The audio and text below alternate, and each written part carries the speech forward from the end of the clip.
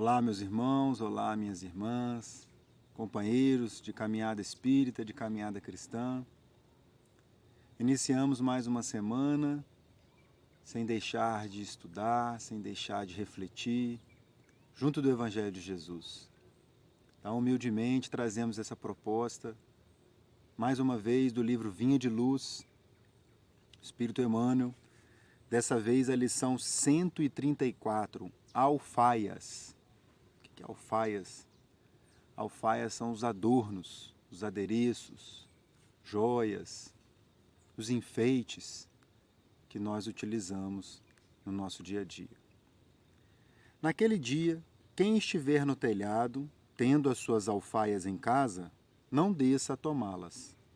Disse o nosso Mestre Jesus, está no Evangelho de Lucas, capítulo 17, versículo 31. A palavra do Mestre não deixa margem a hesitações. Naturalmente, todo aprendiz vive na organização que lhe é própria. Cada qual permanece em casa, isto é, na criação individual ou no campo de testemunho que o Senhor o conduziu. Na verdade, o que me chamou a atenção para a gente refletir essa lição foi quando ele colocou aqui que cada qual permanece em casa. Confesso para vocês que isso aqui foi, eu falei, opa, olha que situação atual, né? Cada um permanece em casa. Essa situação que estamos vivendo aqui no ano de 2020.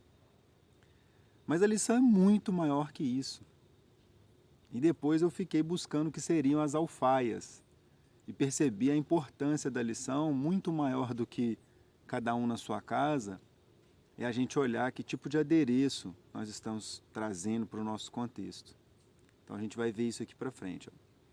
Cada qual permanece em casa, na criação individual ou no campo de testemunho que o Senhor o conduziu. Geralmente, porém, jamais está sozinho. Então, o que ele coloca para nós? A gente vem ao nosso campo espiritual, à nossa consciência, aos nossos sentimentos, e isso, a maneira que vamos nutrindo isso, a maneira que vamos levando toda essa situação da nossa vida conosco mesmo, é de forma individual. Porém, geralmente, não estamos sozinhos. E aqui ele está dizendo não só dos nossos companheiros que vivem conosco no lar, mas também das companhias espirituais que atraímos através das nossas analogias, das nossas frequências, né, daquilo que emitimos, daquilo que estamos desejosos de receber realmente. Reduzido ou extenso, ou seja, quem está em volta de nós, há sempre um séquito de afeições a acompanhá-lo. E aí a gente traz realmente aqui, Emmanuel já vem para o lado da família. Né? Sempre vai ter alguém ao nosso redor, como familiares aqui, e muitas das vezes a companheira, o pai ou o filho não conseguem mover-se além das zonas inferiores de compreensão. Ou seja, nesse momento, principalmente que tivemos essa grande oportunidade de renovar esses laços familiares, de vermos a importância de estarmos juntos, de uma simples refeição em família, a leitura do Evangelho, o Evangelho no lar, junto daquelas pessoas que amamos, as quais juntos enfrentamos as dificuldades de convivência, porque também não somos fáceis. Não adianta a gente pensar no companheiro ou na companheira, no pai ou na mãe, no filho ou na filha, na sogra ou no sogro, no sobrinho ou na sobrinha, quem quer que seja que esteja ao nosso redor, e acreditar que nós também não somos para eles motivo de dificuldades em alguns momentos. Aí sim, quando nos vemos nessas dificuldades e esses irmãos que estão conosco, estão em zonas inferiores, ou se estão dentro de casa, está naquele momento de impaciência, bate porta, não quer conversa. Quando isso acontecer, o discípulo, pelos nobres esforços despendidos, se equilibra, vitorioso na parte mais alta do entendimento. Vitorioso na parte mais alta, somos melhores, o discípulo é melhor? Não. Ele é a luz que está ali. Ele se equilibra, ele se coloca mais alto para que possa harmonizar, para que possa entender, perdoar aquelas atitudes. Assim como nós, em muitos momentos, como eu disse, precisamos que alguém também se eleve, se equilibre, nos entenda, nos perdoa, para logo restabelecermos o diálogo, para logo restabelecermos o entendimento. Chegados a semelhante situação, muitos trabalhadores aplicados experimentam dificuldades de vulto. Aí a gente também, uma lição que a gente estudou há dias atrás, das queixas, né? Aí a gente reclama, aí a gente fica triste. Para que eu casei com essa mulher? Para que eu casei com esse cara? Esse menino não me obedece. Nossa, meu pai é um ingrato. E aí a gente vai reclamando, reclamando, reclamando. Ou seja, a gente se desespera, a gente não se equilibra e dificulta ainda mais e não resolve absolutamente nada.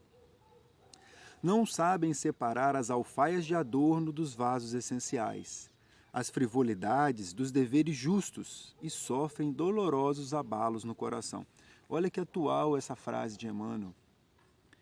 A gente é tão vaidoso, a gente é muita gente, né? Eu sou tão vaidoso, que nesses momentos de dificuldades, o orgulho é tão grande que eu não sei separar aquele momento ali de ter que baixar minha guarda, de ter que me calar. Aí fica dois tigres dentro de casa, porque ninguém quer abrir mão desses adornos, né? De que eu sou o pai, eu sou o dono da casa, ou eu sou o filho amado, eu preciso ser amado. E a gente vai criando esses adornos. E aqui eu não digo dos adornos físicos, né? Das joias, dos cordões, do chapéu, alguma coisa que nos deixe belo por fora. Aqui eu digo das frivolidades que a gente carrega no nosso psiquismo, no nosso coração, sentimentos que dificultam a nossa caminhada. Indispensável se precatem contra esse perigo comum, ou seja, é um perigo comum, ainda vivemos essa situação. Então, como é que a gente vai se precatar, como é que a gente vai se prevenir contra isso?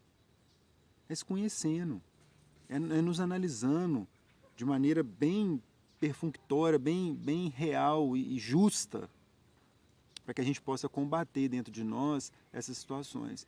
Para que quando esses momentos que ainda acontecem dentro do nosso lar, do nosso ambiente de trabalho, que saia alguma faísca, a gente possa, se equilibrar, entender aquele momento e agir de maneira diferente, e agir de maneira fraterna. Cumpra-se a obrigação sagrada. Atenda-se, antes de tudo, o programa da vontade divina. Exemplifique, faça a sua parte.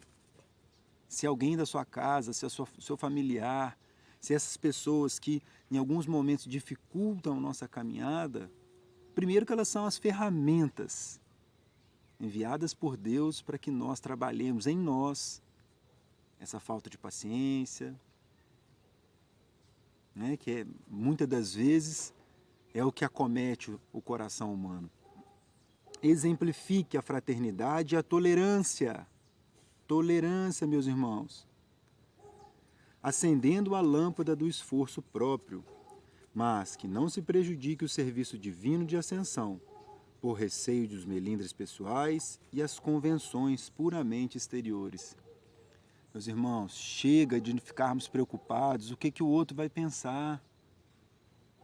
Se a pessoa vai achar que nós somos cafonas porque estamos seguindo o Cristo, porque a gente já não é mais legal, porque estamos nos corrigindo, porque estamos tendo uma análise sincera e deixando de ir em alguns ambientes, de fazer algumas coisas, tendo novas atitudes.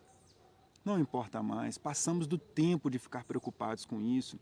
E hoje, o nosso mundo, na quantidade de informações, a necessidade da aceitação, notadamente nas redes sociais, está deixando a nossa vida dessa forma. A gente fica preocupado, né, buscando essa aceitação a todo momento.